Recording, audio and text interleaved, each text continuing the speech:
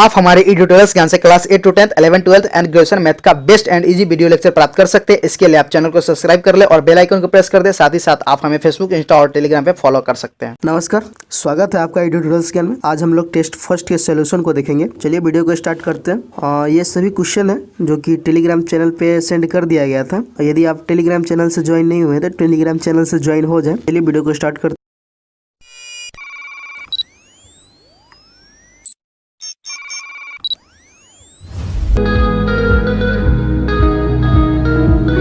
तो देखिए first question कह रहा था कि समांतर श्रेणी 3, 8, 13, 18 में कौन सा पद 78 है।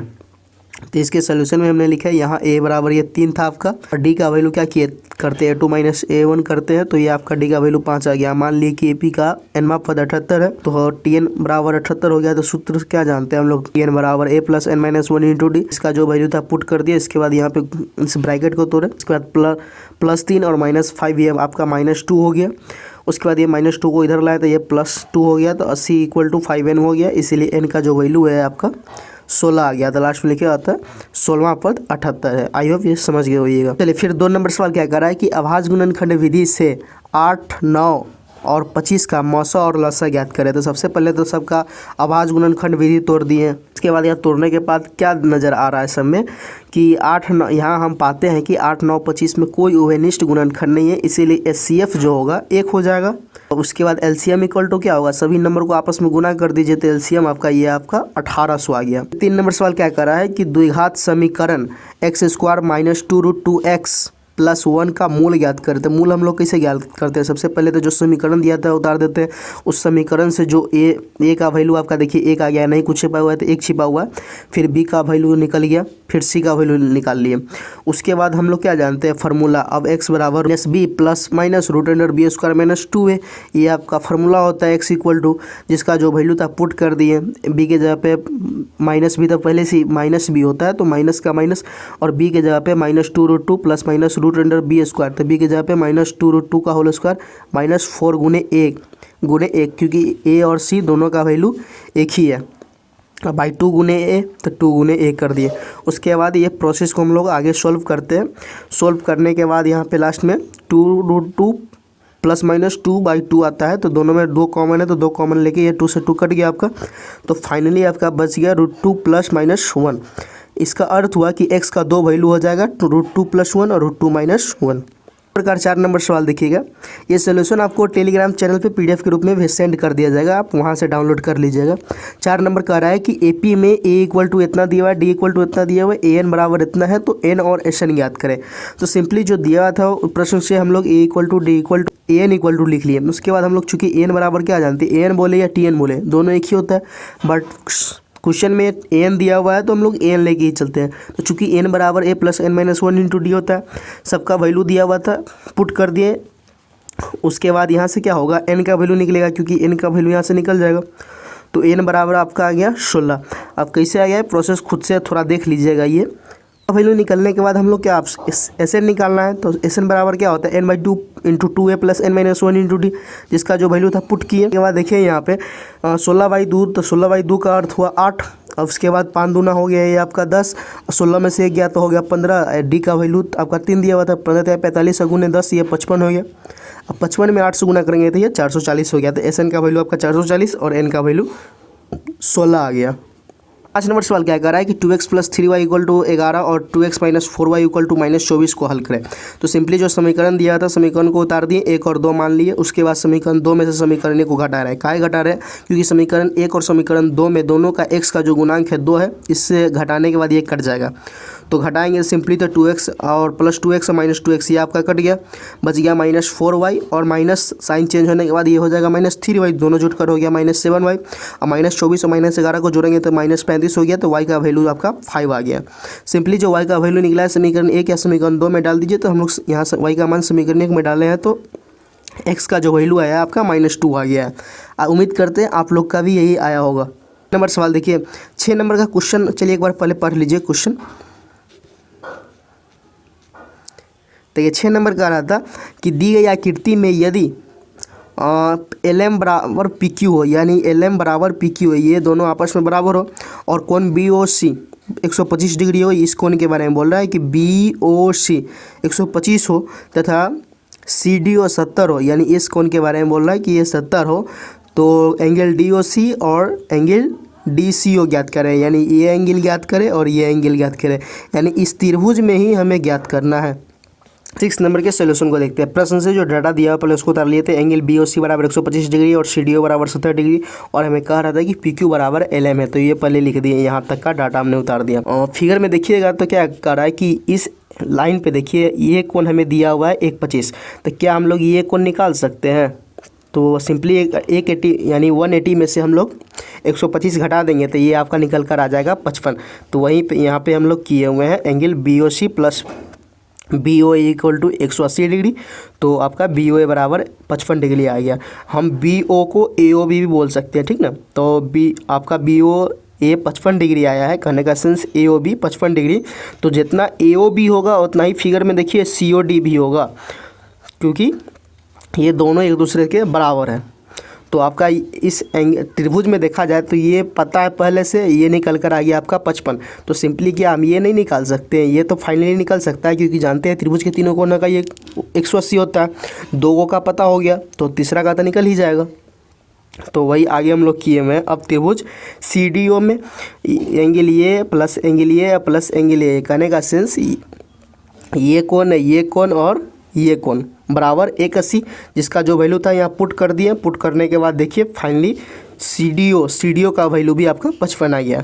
तो एंगल दोनों एंगल निकल गए, यानी एंगल DOC भी आपका 55 हो गया और CDO भी 55 हो गया, यानी कौन O का रहा था और कौन C निकालना था, दोनों का वैल्यू हमारा 55 आ गया त्रिभुज CDO में। चलिए अब 7 नंबर सवाल देखते हैं। 7 नंबर में क्या कर रहा था कि एक त्रिभुज के नियामक क्रमशः इतना दिया हुआ है, तो त्रिभुज के केंद्र का नियामक क्या होगा? तो सबसे पहले तो मान लिया कि माना कि ABC एक त्रिभुज है, उसमें O केंद्र है जिसका नियामक हम लोग x, y मान लिए, क्योंकि इस त्रिभुज के केंद्र का नियामक निकालना है तो नियामक कुछ न कुछ होता है ना। तो सामान्य रूप क्या होता है? x, y, तो वही मान लिए। उसके बाद चूंकि हम लोग पढ़े क्या हुए, x बराबर x1 plus x2 plus x3 y3, और y बराबर क्या पढ़े हैं, y1 plus y2 plus y3 y3। तो सिंपली देखिए शीर्ष के नियामक में ये आपका x1 y1, ये आपका x2 y2 और ये आपका x3 y3 हो गया, जिसका जो वैल्यू है सिंपली हम लोग पुट कर दिए। देखिए तो x1 का वैल्यू या तो आपका देखिए इस फिगर में भी देखिएगा, तो x1 का वैल्यू है 5, x2 का वैल्यू आपका 3 और x3 का वैल्यू आपका 4 हो गया। तो वही x इक्वल टू हम लोग लिखे हुए हैं 5 + 3 + 4/3। तो ये x का वैल्यू आपका सॉल्व कीजिएगा तो 4 आ जाएगा। उसी प्रकार y बराबर 0 + 2 + 7, तो इसको सोल्व कीजिएगा तो y का वैल्यू आपका 3 आ जाएगा। तो x अतः त्रिभुज केंद्रक का नियामक 4,3 हो गया आपका।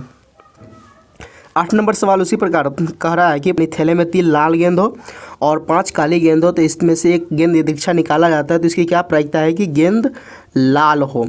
पहले जो हमें दिया हुआ था प्रश्न से, थैले में 3 लाल गेंद और 5 काली गेंद है, तो कुल गेंदों की संख्या आपका 8 हो गया। एवं थैले में कुल लाल गेंद की संख्या कितनी है? NE बराबर हम लोग 3 लाल गेंद है। तो अब निकालना क्या है प्रायिकता, लाल गेंद की आने की प्रायिकता। देखिए पूरा प्रोसेस यही अपनाइएगा कि जहाँ में 2 नंबर का सवाल होगा 2 नंबर आपको दे दिया जाएगा। तो लाल गेंद P बराबर हम लोग क्या जानते हैं, NE/NS, जिसका जो वैल्यू था पुट कर दिए। देखिए 3/8, तो अतः लाल गेंद आने की जो प्रायिकता है आपका 3/8 हो गया। 9 नंबर सवाल में हम क्या कर रहा था कि प्रूफ कीजिए कि cos इतना प्लस इतना इक्वल टू आपका 2 sec है। तो पहले हम LHS से कर रहे थे, LHS जो डाटा हमें दिया हुआ है पहले हम उतार दिया, ठीक ना। उसके बाद सिंपली बटावर का जोड़ किया, तो बटावर का जोड़ में जब LCM निकालते हैं और LCM गुना हो जाता है तो सिंपली इसका क्रॉस मल्टीप्लिकेशन की तरह गुना हो जाता है। तो कॉसे में कॉसे से गुना किया, cos स्क्वायर है, प्लस का अपने जगह पे है, और 1 + sin a में 1 + sin a से गुना होगा तो 1 + sin a का होल स्क्वायर हो जाएगा। सिंपली अब आगे हम लोग 1 + sin a का होल स्क्वायर को तोड़े हैं, तो a² + b² plus 2ab data आ गया। अब एक चीज़ देखा जाए यहाँ पे कि cos स्क्वायर और प्लस sin स्क्वायर, ये आपका अगर दोनों को एक साथ ले लेते तो वैल्यू इसका 1 आ जाएगा। अब प्लस जो चल रहा था वैसे अपने जगह पे उतर गया, बाकी बात नीचे चलता ही रहेगा।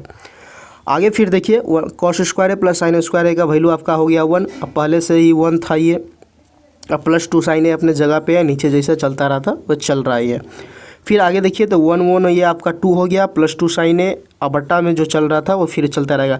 फिर दोनों में से 2 कॉमन आ रहा है, तो 2 कॉमन लेने के बाद ये आपका हो जाएगा 1 प्लस साइन ए, और नीचे भी देखिए 1 प्लस साइन ए, ये आपका सिंपली कट गया तो बच गया क्या 2y कॉस ए, और 1 कॉस ए इक्वल टू हम लोग पढ़े हुए हैं कि 2 सेक आता है, ये आपका RHS लाना था, ये आ गया।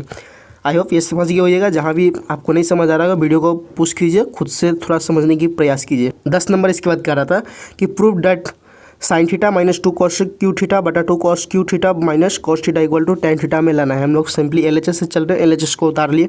दोनों में देखिए ऊपर में साइन कॉमन आ रहा है, नीचे में कॉस कॉमन आ रहा है, तो साइन कॉस कॉमन निकल गया, इससे आपका 10 आ चुका हुआ है, ठीक ना। बट हमें किसी भी प्रकार जो ये टर्म है इस टर्म को काटना है, इसके अलावा ये टर्म आ रहा है इसको काटना है। अगर ये कट जाता है तो टेन थीटा मेरा आ जाएगा। तो अब देखिए 1 के जगह पे हम लोग दोनों ऊपर और नीचे दोनों में जो प्रोसेस ऊपर में करेंगे वही प्रोसेस हमें नीचे में करना होगा। तो 1 को लिख सकते हैं sign square theta plus cos square theta, यहाँ पे ब्रैकेट लगा लीजिएगा, और माइनस जो चल रहा था अपने जगह पे। फिर उसी प्रकार नीचे में सब कुछ वही है, केवल इस 1 के जगह पे लिख दिए sign square theta plus cos square theta.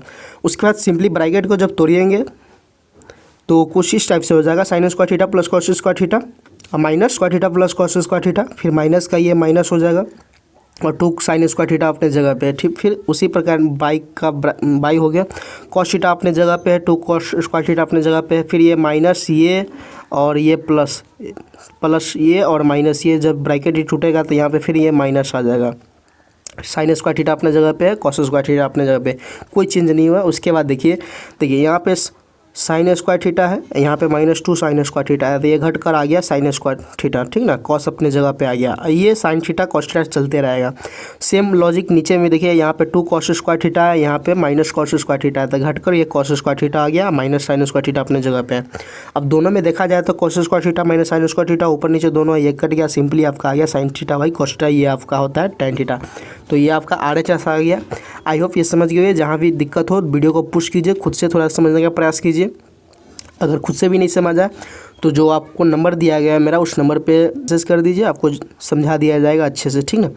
I hope उम्मीद करते हैं ये समझ आ गया होगा। ये टेस्ट 1 का था, सोल्यूशन 2 का सोल्यूशन आपको दे दिया गया था, ठीक ना। अब जल्द ही टेस्ट 3 का सोल्यूशन अपलोड कर दिया जाएगा, और जो भी सोल्यूशन होगा वो PDF के तौर पे व्हाट्सएप ग्रुप में भी और टेलीग्राम चैनल पे भी सेंड कर दिया जाएगा। यदि आप टेलीग्राम चैनल से नहीं ज्वाइन हुए हैं तो टेलीग्राम चैनल से ज्वाइन हो जाए। चलिए, धन्यवाद।